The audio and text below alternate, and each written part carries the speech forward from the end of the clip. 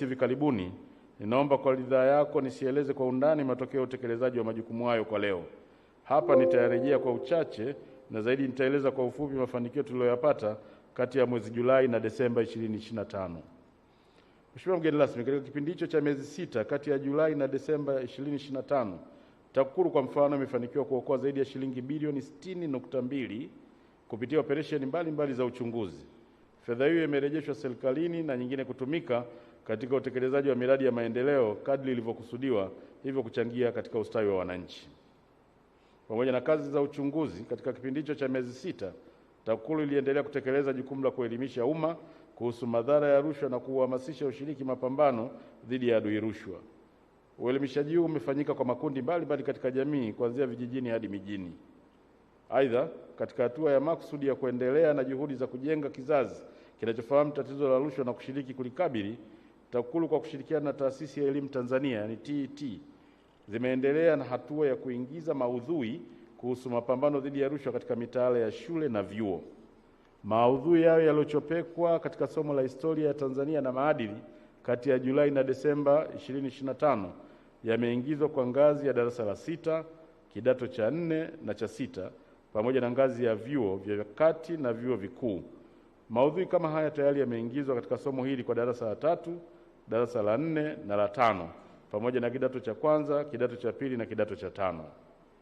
Mheshimiwa mgeni rasmi, vilevile katika kipindi cha Julai hadi Desemba 2025, TAKUKURU ilifuatilia matumizi ya fedha za utekelezaji wa miradi ya maendeleo ipatayo 619 yenye thamani ya shilingi bilioni 553.45 na kufanikiwa kuokoa jumla ya shilingi milioni 173.5 zilizokuwa hatarini kupotea kwa njia ya rushwa. Pia katika kesi 489 zilizoendeshwa mahakamani, Jamhuri ilishinda kwa asilimia 68.8 kwenye kesi ambazo zilitolewa uamuzi na mahakama ambapo washtakiwa walikutwa na hatia. Ni imani yetu kuwa kiwango hiki cha kushinda kesi kitaongezeka ifikapo Juni mwaka 2026. Mheshimiwa mgeni rasmi, katika kipindi cha mwaka 2024-2025, Tanzania ilikuwa mwenyekiti wa asasi ya kisiasa, ulinzi na usalama ya Jumuiya ya Maendeleo Kusini mwa Afrika, SADC Organ. Nafasi hii ilifanya TAKUKURU kuwa mwenyekiti wa kamati ndogo ya kupambana na rushwa, yani SADC Anti-Corruption Committee. Tanzania katika uongozi wake ilifanikisha utekelezaji wa mpango mkakati wa SADC Anti-Corruption Committee kwa kufanikisha zoezi la majaribio la kielelezo cha juhudi za kikanda za kupambana na rushwa and pilot of the Regional Anti-Corruption Effort Index, ambapo nchi za Mauritius na Tanzania zilijitolea kufanya majaribio hayo. Taarifa ya matokeo ya majaribio hayo iliwasilishwa katika mkutano wa mawaziri na kupitishwa kama mwongozo utakaotumiwa na nchi wanachama wa SADC kupima juhudi za kuzuia na kupambana na rushwa. Aidha, Tanzania imeshiriki kutengeneza moduli kuhusu uzuiaji rushwa pamoja na uelimishaji umma na kutayarisha na kuidhinisha sheria za kusimamia maonesho na michezo ya kuhamasisha mapambano dhidi ya rushwa kwa nchi za SADC, yani Development and Securing Approval of the Rules to Govern SADC Anti-Corruption Expo and Games. Mheshimiwa mgeni rasmi, pia katika kipindi hiki suala la udhibiti wa vitendo vya rushwa katika uchaguzi kwa nchi za SADC lilipewa kipaumbele, ambapo TAKUKURU ilialikwa kujumuika katika timu za uangalizi wa uchaguzi. Tunashukuru kwa vibali vilivyotolewa na serikali vilivyowezesha TAKUKURU kushiriki uangalizi wa uchaguzi wa wabunge katika Jamhuri ya Mauritius, uchaguzi mkuu wa Botswana na uchaguzi mkuu wa Msumbiji. Mheshimiwa mgeni rasmi, kama ilivyoelekezwa na Mheshimiwa Rais kwenye hotuba yake wakati ambapo anafungua bunge, ilialikwa kujumuika la 13 la Jamhuri ya Muungano wa Tanzania tarehe 14 Novemba 2025 jijini Dodoma kuwatue karibu na wananchi na kusikiliza kero zao. TAKUKURU imeendelea kutekeleza programu ya TAKUKURU Rafiki. Programu hii pamoja na mambo mengine inalenga kutambua na kutafuta majawabu ya kero katika utoaji wa huduma na utekelezaji wa miradi ya maendeleo, ambazo zikiachwa bila kutatuliwa zinaweza kusababisha uwepo wa vitendo vya rushwa. Nitumia fursa hii kukueleza kuwa programu hii imekuwa yenye mafanikio kwa mujibu wa mrejesho wa wananchi wanaopokea huduma na wadau wanaotoa huduma.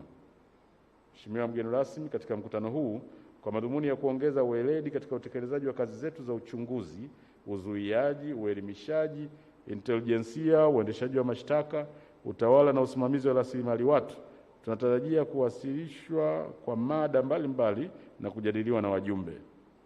Wadau watakaowasilisha mada hizo watatoka TAKUKURU na wengine watatoka katika baadhi ya taasisi za umma, ikiwa ni mwendelezo wa kufungamanisha juhudi za wadau wote katika jukumu la kuzuia na kupambana na rushwa.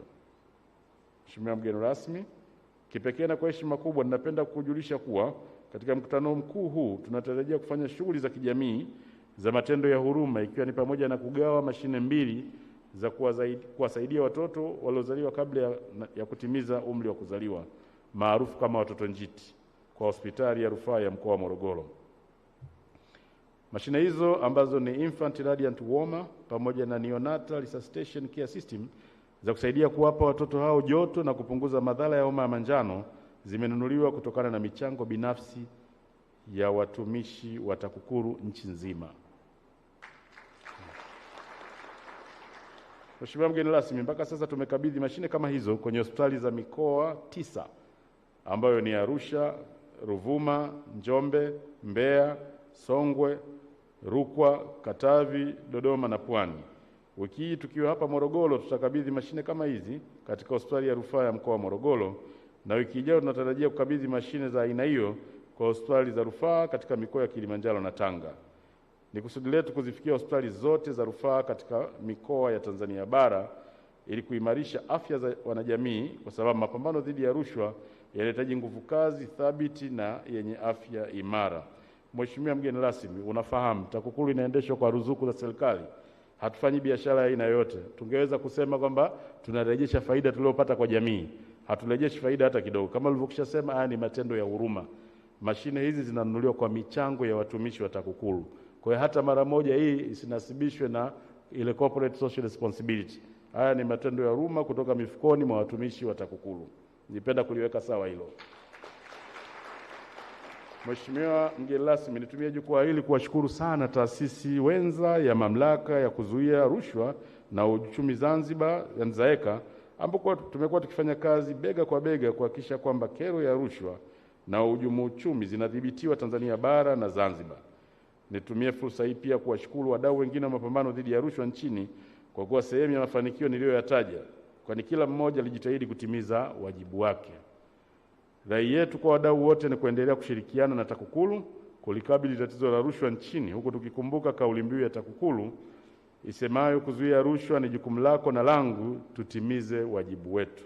Mheshimiwa mgeni rasmi, ninapenda kujulisha kuwa tutatumia vema muda na fursa ya mkutano huu wa mwaka 2025 kwa viongozi wa TAKUKURU kutafakari jinsi ya kuijenga na kuidumisha TAKUKURU inayokidhi matamanio ya Watanzania wengi katika mapambano dhidi ya rushwa, na kwa kuzingatia dira ya taifa ya maendeleo 2050 na mkakati wa taifa dhidi ya rushwa na mpango wa utekelezaji wa awamu ya 4 yani NACSAP 4.